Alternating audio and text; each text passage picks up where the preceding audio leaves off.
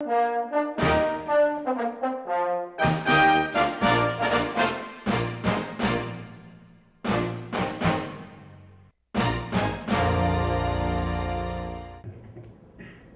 ಖುಷಿ ಆಗ್ತಾ ಇದೆ.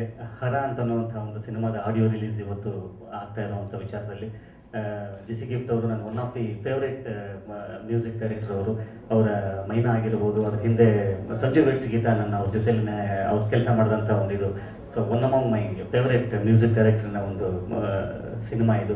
ಸೊ ಹರ ವಿಚಾರದಲ್ಲಿ ಬಂದಾಗ ನನಗೆ ವಸಂತ್ ಅವರಾಗಿರ್ಬೋದು, ತುಳಸಿರಾಮ್ ಅವರಾಗಿರ್ಬೋದು, ದೇವರಾಜ್ ಪಾಲನ್ ಅವರಾಗಿರ್ಬೋದು, ಸೊ ಯಾರೂ ಕೂಡ ನನಗೆ ಬಸ್ ಬರಲ್ಲ. ಎಲ್ಲರೂ ನನಗೆ ಒಂದಲ್ಲ ಒಂದು ರೀತಿಯಲ್ಲಿ ಕೆಲಸ ಮಾಡಿದ್ದೆ. ಎಸ್ಪೆಷಲಿ ದೇವರಾಜ್ ಪಾಲನ್ ಅವ್ರ ಜೊತೆ ಬಗ್ಗೆ ನಾನು ಮಾತಾಡಲೇಬೇಕು. ಯಾಕಂತಂದರೆ ಅವರು ಸಹ ನಿರ್ದೇಶಕರಾಗಿದ್ದಾಗ ನಾನು ಒಂದು 2-3 ಸಿನಿಮಾ ಅಲ್ಲ ಸರ್, ಒಂದು 7-8 ಸಿನಿಮಾ ನಾನು ಅವ್ರ ಜೊತೆ ಆ್ಯಕ್ಟ್ ಮಾಡಿದ್ದೆ. ಸೊ ಹಾಗಾಗಿ ಒಂದು ಕೆಮಿಸ್ಟ್ರಿ ನನಗೆ ಮತ್ತು ಅವ್ರಿಗೆ ತುಂಬ ಚೆನ್ನಾಗಿದೆ. ಆಮೇಲೆ ಇನ್ನೊಂದು ವಿಚಾರ ಹೇಳಬೇಕು ಅಂತಂದರೆ, ಕಾಮಿಡಿ ವಿಚಾರದಲ್ಲಿ ಸಿಕ್ಕಾಪಟ್ಟೆ ಒಳ್ಳೆ ಟೈಮಿಂಗ್ ಸೆನ್ಸ್ ಆಗಿರ್ಬೋದು, ಒಂದು ಸೆನ್ಸ್ ಇರುವಂತಹ ಒಂದು ನಿರ್ದೇಶಕರು. ಆಮೇಲೆ ಅವರು ಪೂರ್ಣ ಪ್ರಮಾಣದ ನಿರ್ದೇಶಕರಾದಾಗಲೂ ಕೂಡ ನಾನು ಅವ್ರ ಜೊತೆ ಅವ್ರ ಮೊದಲನೇ ಸಿನಿಮಾ ಉಲ್ಲಾಸ ಉತ್ಸಾಹದಲ್ಲಿ ಕೂಡ ನನಗೊಂದು ಅವಕಾಶ ಕೊಟ್ಟಿದ್ರು. ಈ ಹರ ಅನ್ನುವಂಥ ಒಂದು ಸಿನಿಮಾದಲ್ಲಿ ಶರಣಿಸಮ್ ಮತ್ತೆ ಕಾಮಿಡಿ ಇದನ್ನೆಲ್ಲಾನು ಇಟ್ಕೊಂಡು ಶರಣ್ಗೆ ಬೇಕಾದಂಥ ಇವತ್ತು ಶರಣನ್ನ ಒಂದಿಷ್ಟು ವರ್ಷಗಳನ್ನ ಯಾವ ಥರದಲ್ಲಿ ಇಷ್ಟಪಟ್ಟಿದ್ದಾರೆ, ಸೊ ಅದೇ ಥರದ ಒಂದು ಪಾತ್ರ ಇರ್ತದೆ, ಅದೇ ಥರದ ಒಂದು ಸಿನಿಮಾ ಇರ್ತದೆ. ಸಿನಿಮಾ ನೋಡೋದನ್ನ ಸಿನಿಮಾ ನಾನು ಡೈರೆಕ್ಟರ್ ಗೋದಮ್ನ ಸಿನಿಮಾ 1-2 ಸಲ ನೋಡಿದ್ವಿ. ನೋಡಾದ್ಮೇಲೆ ನಮಗೆ ತುಂಬ ಇಷ್ಟ ಆಯಿತು ಸಿನಿಮಾ. ಒಂದು ಕನ್ನಡ ಸಿನಿಮಾಗೆ ಏನೇನು ಬೇಕೋ ಅವಕಾಶ ಇದೆ, ಯಾವ ಥರ ಮಾಡಬೇಕೋ ಅದರದ್ದೆಲ್ಲ ಸೆಂಟಿಮೆಂಟ್ ಆಗಲಿ, ಫೈಟ್ಸ್ ಆಗಲಿ, ಕಾಮಿಡಿ ಆಗಲಿ ಎಲ್ಲ ಈ ಥರ ಸಿನಿಮಾ. ಈ ಸಿನಿಮಾ ನಾವು ನಿರ್ದೇಶಕರು ನಾವು ಕೂತ್ಕೊಂಡಿದ್ದನ್ನು ಸಿನಿಮಾನ ಆಯ್ಕೆ ಮಾಡಿಕೊಂಡು 2 ಸಲ ತೊಗೊಂಡ್ಬಂದ್ಮೇಲೆ ಹೀರೋ ಸೆಲೆಕ್ಟ್ ಮಾಡಬೇಕು. ಹೀರೋಗೆ ಅವಕಾಶ ಮಾಡ್ತಾ ಇದ್ವಿ. ಹೀರೋನ ಎಲ್ಲರೂ ದೊಡ್ಡ ಮಾಡ್ತಾ ಇದ್ದಾರೆ, ಹೊಸ ಮಾಡ್ತಾ ಇದ್ದಾರೆ. ದೊಡ್ಡ ಹೀರೋಗಳನ್ನ ಮಾಡ್ಕೊಂತ ಆಡೋದಿಲ್ಲ, ಯಾರೋ ಹೊಸ ಮಾಡೋಣ ಅಂತ ನಾವು ತೀರ್ಮಾನ ಮಾಡಿ ಜಮಖಂಡಿ ಫೈಟ್ ಮಾಡಿಸೋ ಹತ್ರ ಫೈಟ್ ಕಲಿತಂತ ನಮ್ಮ ಹೀರೋನ ನೋಡಿದ್ವಿ. ನಮ್ಮ ಸಿನಿಮಾಗೆ ಇವರು ಯಾರು ಸೆಲೆಕ್ಟ್ ಮಾಡ್ಬೋದು ಅಂತ ನಾವು ಡೈರೆಕ್ಟ್ ಮಾಡ್ಕೊಂಡು ನಾವು ಸೆಲೆಕ್ಟ್ ಮಾಡ್ಕೊಂಡಿದ್ವಿ.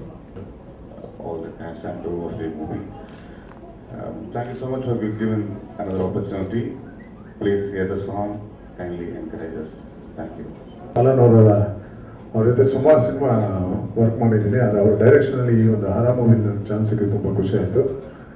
ಜೊತೆಗೆ ತುಳಸಿರಾಮ್ ಅವರು ಒಬ್ಬ ಹೊಸ ನಿರ್ಮಾಪಕರಾಗಿ ಯಾವುದೇ ಕೊರತೆ ಇಲ್ಲದೆ ಎಲ್ಲರನ್ನು ಭಾಳ ಚೆನ್ನಾಗಿ ನೋಡಿಕೊಂಡು ನಮ್ಮ ಒಂದು ಯಾವುದೇ ಥರದ ಟ್ರೀಟ್ಮೆಂಟ್ ಆಗಲಿ. ಇನ್ನು ಹರ ಮೂವಿ ಇದರಲ್ಲಿ ನನ್ನ ಇನ್ಸ್ಪೆಕ್ಟರ್ ಪಾತ್ರ.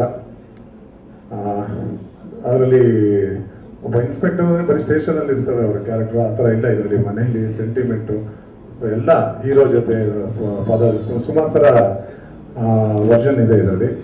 ಜೊತೆಗೆ ನಮ್ಮ ಹರ ಹೀರೋ ನಮ್ಮ ಕನ್ನಡ ಇಂಡಸ್ಟ್ರಿಗೆ ಒಬ್ಬ ಸ್ಮಾರ್ಟ್ ಹೀರೋ ಎಂಟ್ರ್ ಆಗ್ತಿದ್ದಾರೆ. ಅವ್ರನ್ನ ಪ್ರೋತ್ಸಾಹಿಸ್ಬೇಕು. ನಿಜವಾಗ್ಲೂ ಚೆನ್ನಾಗಿ ಆ್ಯಕ್ಟ್ ಮಾಡಿದ್ದಾರೆ ಅವರು.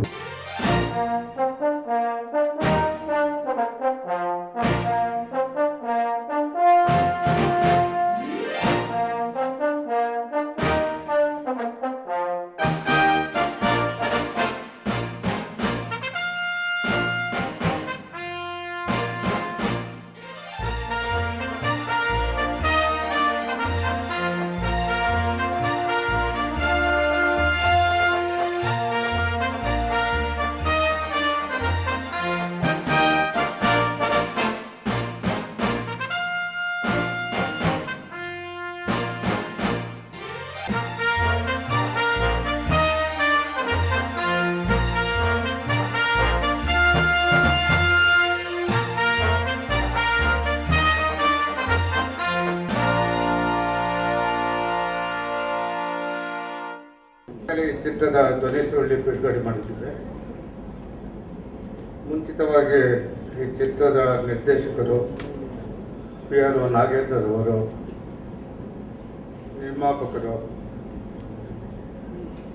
ಸಂಗೀತ ನಿರ್ದೇಶಕರು ಎಲ್ಲರೂ ಈ ಚಿತ್ರದ ಕಥೆ ಬಗ್ಗೆ ಸವಿಸ್ತಾರವಾಗಿ ತಮ್ಮ ಮುಂದೆ ಹೇಳಿದ್ದಾರೆ. ಚಿತ್ರದ ಹಾಡುಗಳು ಬಹಳ ಚೆನ್ನಾಗಿ ಮೂಡಿ ಬಂದಿದೆ ಅಂತ ಹೇಳಿದ್ದಾರೆ. ನಾಯಕನಾಗಿ ಬೆಳೆದ್ರು ಕೂಡ ಇದರಲ್ಲಿ ನಾಯಕನಿಲ್ಲ, ಒಬ್ಬ ಸಪೋರ್ಟಿಂಗ್ ಆರ್ಟಿಸ್ಟ್ ಆಗಿ ಬಂದು ಇವತ್ತು ಆ ಚಿತ್ರಕ್ಕೆ ಶುಭವನ್ನ ಹಾರೈಸೋದಕ್ಕೆ ಬಂದಿದ್ದಾರೆ. ಇದು ನನಗೆ ಒಂದು ರೀತಿಯ ಖುಷಿಯನ್ನು ತಂದಿದೆ.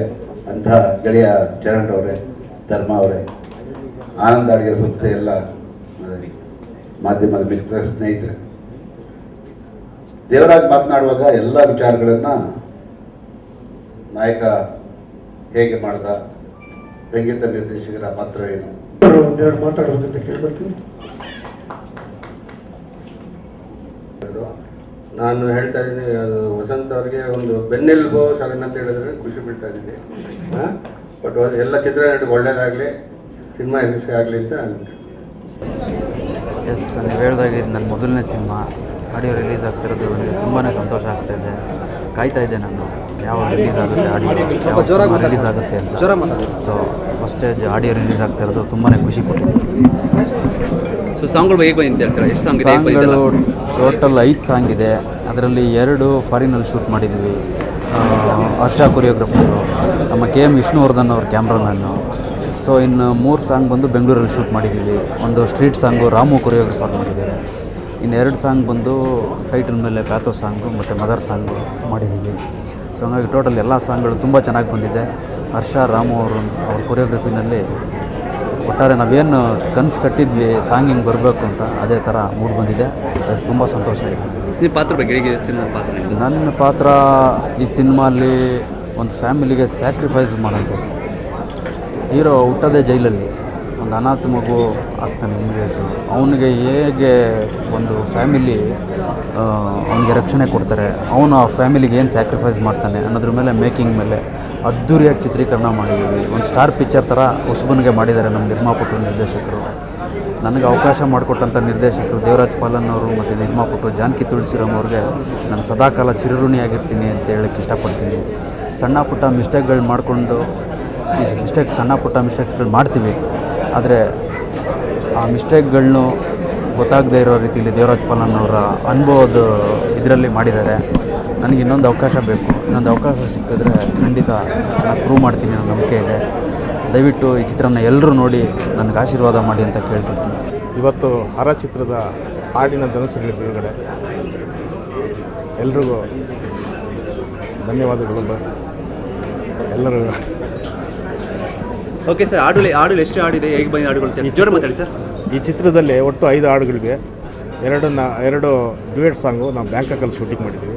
ಒಂದು ಹೀರೋ ಇಂಟ್ರಡಕ್ಷನ್ ಸಾಂಗ್ನ ಬೆಂಗಳೂರು ಸುತ್ತಮುತ್ತ ಮಾಡಿದ್ದೀವಿ. ಒಂದು ಫ್ಯಾಮಿಲಿ ಸಾಂಗ್ ಇದೆ, ಒಂದು ಪ್ಯಾಥೋ ಸಾಂಗ್ ಇದೆ. ಒಟ್ಟು 5 ಹಾಡಿದೆ. ಮತ್ತು ಈ ಚಿತ್ರನ ಒಟ್ಟು 60 ದಿವಸ ಶೂಟಿಂಗ್ ಮಾಡಿದ್ದೀವಿ. ಎಲ್ಲ ಶೂಟಿಂಗ್ ಮಾಡಿದೆ ಸರ್? ಬೆಂಗಳೂರು ಮತ್ತು ಮೈಸೂರು, ಆಮೇಲೆ ಬ್ಯಾಂಕಾಕಲ್ಲಿ ಹಾಡನ್ನ ಚಿತ್ರೀಕರಣ ಮಾಡಿದ್ದೀವಿ.